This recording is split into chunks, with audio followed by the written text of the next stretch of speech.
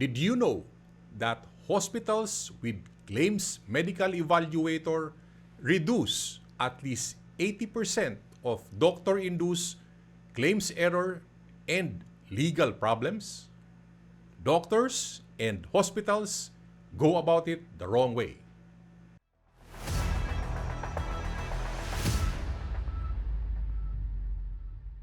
By the end of this video, you will discover the advantages on how to prevent and solve doctor-induced problems in claims processing.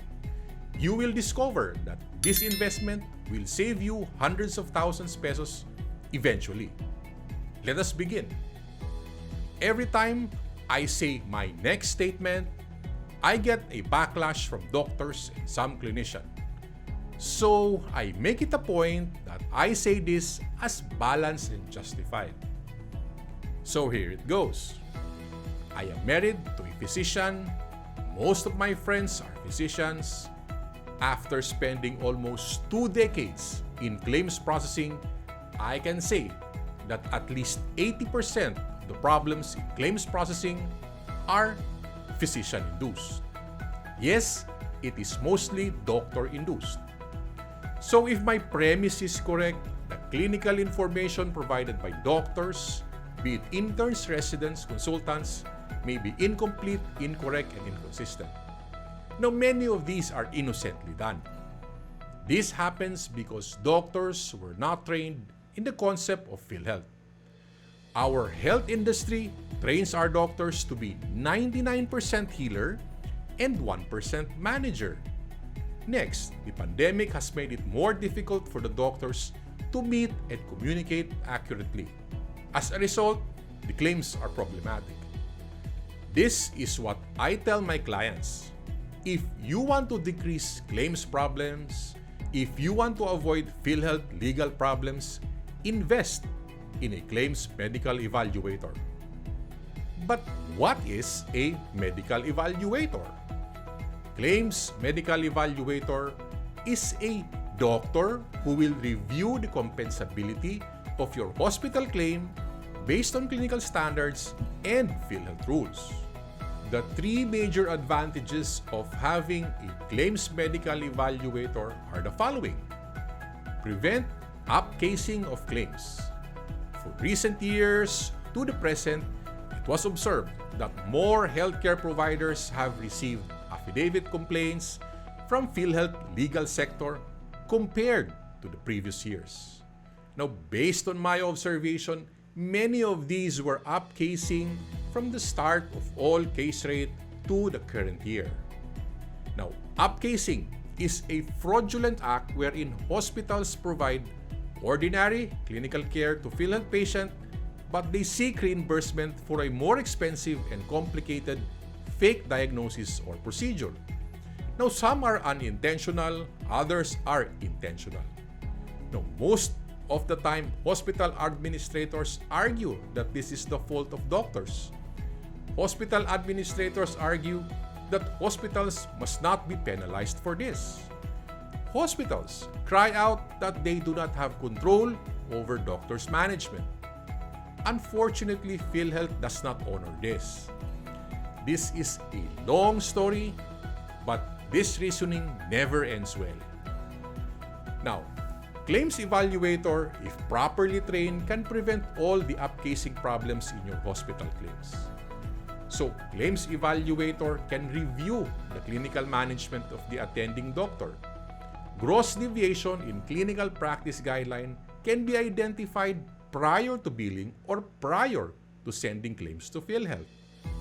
Incorrect clinical intervention and misuse of supplies charged to Philhealth can be prevented. So this brings to the next advantage: completeness of information in claims. Again, based on my experience, many healthcare providers have been repeating their mistakes for more than a decade. Common reasons for RTH or claims denial are inconsistencies, discrepancies, incomplete information in claim forms, and many more.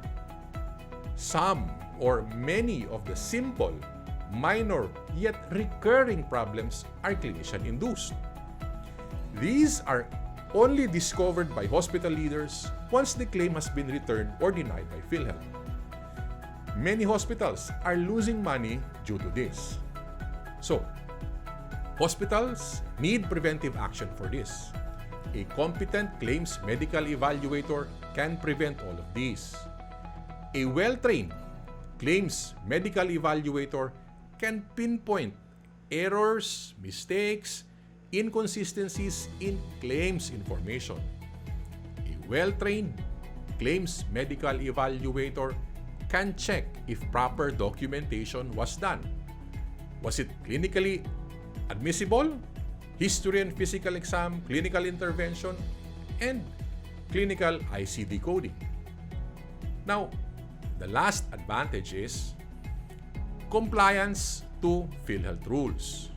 So, let's face it, Philhealth is demanding that rules on Philhealth claims processing must be obeyed and it must be observed. They have penalized government hospitals, private hospitals, doctors, and many more. Now, others will say this is power of the purse. So, medical review or medical audit is being prioritized. COVID claims undergo automatic audit. CF4 prepayment review is claims audit. Cataract pre-authorization is a form of claims audit. Hospital claims profile is an indirect audit. Benefit utilization management at times leads to audit. Now, I can continue about adjudication and medical review, but it will take us days to finish. So my point is this. Unlike before, your engagement with Philhealth is not a walk in the park anymore. Once you sign the performance commitment, you accept certain responsibilities. Now let us be honest. Many of you do not read it, and many of you take it for granted. You only read it again once you receive a letter from Philhealth Legal. Now, as a hospital leader, you have no time to micromanage claims processing. Well, aside from the fact that you have less knowledge on this also, a well-trained medical claims evaluator can solve your problems in compliance of Philhealth rules. A competent claims evaluator can validate compliance to Philhealth quality policies on AGE, sepsis, community-acquired pneumonia, moderate risk, and others. A competent clinical claims evaluator can basically check unjustified use of non-formulary medicines. A competent claims medical evaluator can monitor if the length of stay rule was implemented. Okay? Monitor if the final diagnosis matches the clinical management, and many more. So, Philhealth sticks to a particular set of rules. You need to adopt the rules. If you want to make money legally from claims processing, invest in a medical claims evaluator. Friends, the word is invest. Spend wisely on this to guarantee peace of mind in claims processing related problems in the future. So, spend wisely and avoid legal problems in the future. This will save your hospital. Question: is it necessary that this is performed by a medical doctor? Yes, it is highly recommended. If you have an underboard doctor, hire them for the task. So, it is easy for a doctor to communicate with other doctors. It is easy for a medical doctor to call the attention of another doctor.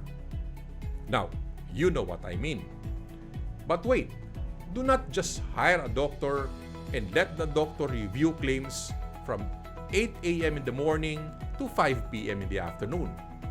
You need to train the doctor on how to effectively review the claims the way Philhealth do it. Incorrect claims medical evaluation is worse than no evaluation. Now, there is a proper way to do this. Email us and we will train your staff and doctors. Now, in summary, Claims Medical Evaluator can help you prevent upcasing of claims, completeness of information in claims, and compliance to Philhealth rules. Check out this next video. Hopefully, you will see the relevance to our discussion. This is Coach Doc Ben.